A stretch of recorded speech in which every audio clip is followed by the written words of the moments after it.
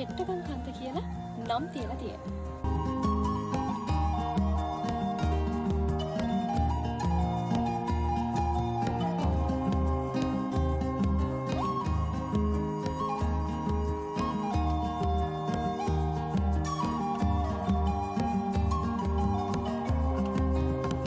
මේ තියෙන ගුහාවෙන් කිලෝමීටර් 4ක් විතර ඈතට ගියාම කූරුමුල්ල කියන ප්‍රදේශයේ තියෙන ගුහාවෙන් එළියට එන්න පුළුවන් කියලා.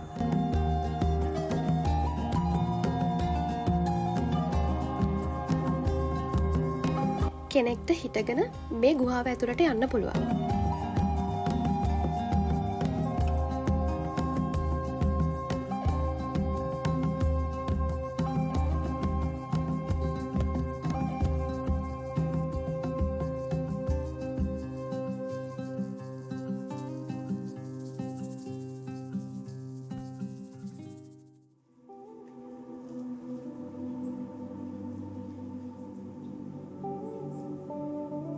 අපි අද වීඩියෝ එකෙන් ඔයාලව එක්කගෙන යන්නේ පෙට්ටගම් කන්ද ඉසිසර තපෝවනයට.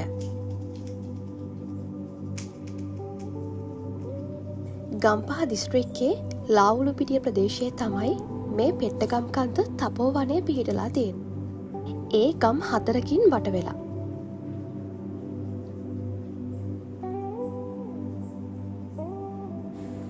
වලගම්බා රජ්ජුරුව සේනාව සංවිධාන කරපු තැනක් විදිහට තමයි මේ ස්ථානය හඳුන්වන්නේ.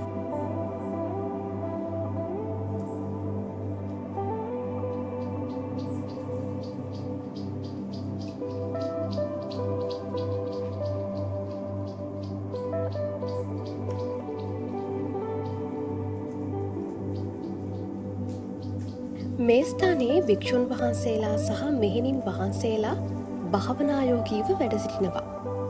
ඉතින් ඒ නිසා නිශ්ශබ්දව සංසුන්ව පුදබිමට යන්න ඕනේ.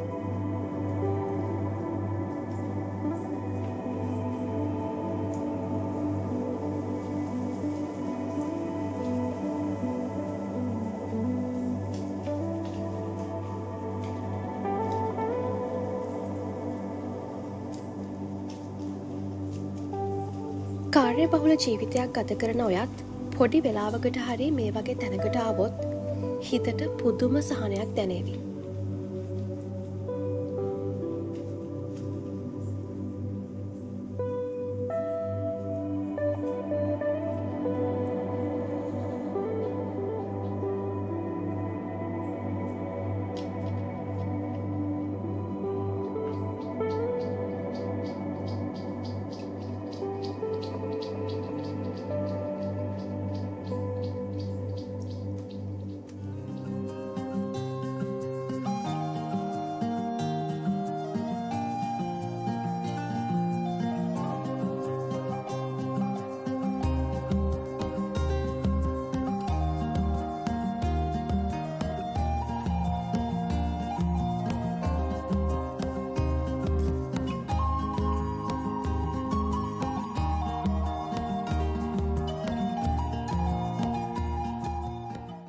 පෙට්ටගමක ආකාරයකට පිහිටලා තියෙන හින්දා තමයි මේ ස්ථානයට පෙට්ටගම් කන්ද කියලා නම් තියලා තියෙන්නේ. මේ පෙට්ටගම් කන්දේ විශේෂත්වයක් තියෙනවා. බෑවුමට බර වෙලා තිබුණත් මේ ගල මේ විදිහට සමබර වෙලා තියෙන එක ඇත්තටම පුදුම සහගතයි. මේ පෙට්ටගම් ගල ගැන ජනප්‍රවාදයේ විවිධ මත තියෙනවා. නිරීක්ෂණ මධ්‍යස්ථානයක්, ගල් උගුලක්, ඒ වගේම තව විවිධ මත තියෙනවා කියලා තමයි ගම්මුන් අපිට කිව්වේ.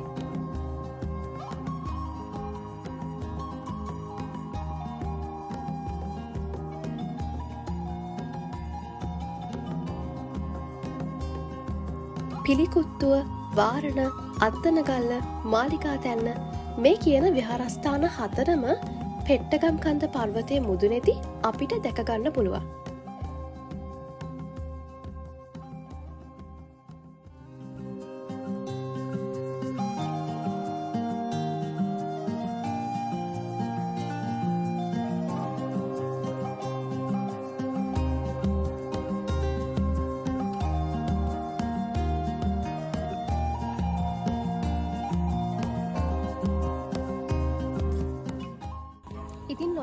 පෙට්ටගම් කන්ද ඉසිසර තපෝවනයට මෙන්න මේ විදිහට ඉර පැහැකර යන වෙලාවක අවොත් එහෙම මේ වගේ ලස්සන තසුනක් ඔයාලටත් බලා ගන්න පුළුවන් වේවි.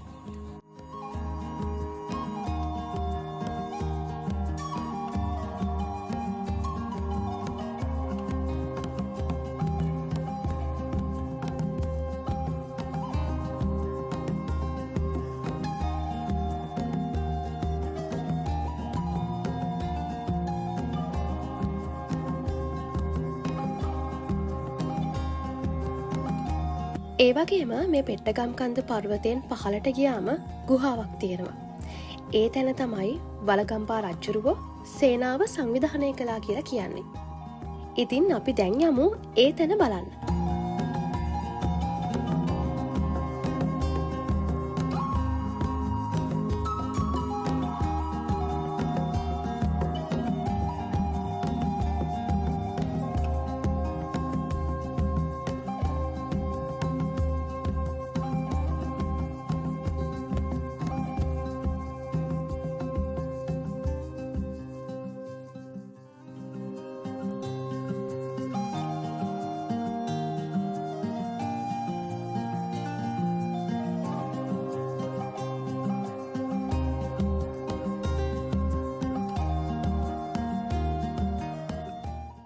අපි මේ ඉන්නේ ගල්බොඩ.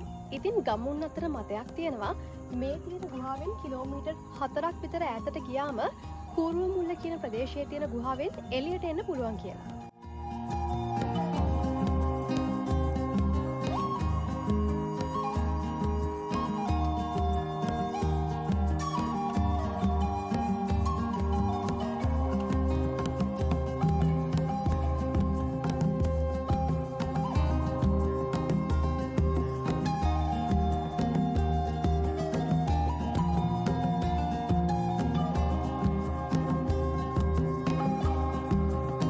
සාමාන්‍යයෙන් මෙතන ඉඳන් පොඩි දුරක් ගියාම කෙනෙක්ට හිටගෙන මේ ගුහාව ඇතුළට යන්න පුළුවන්. හැබැයි අනතුරුදායක වෙන්න පුළුවන් හින්දා අපි මේ ගුහාවේ වැඩි දුරක් යන්නේ නැහැ.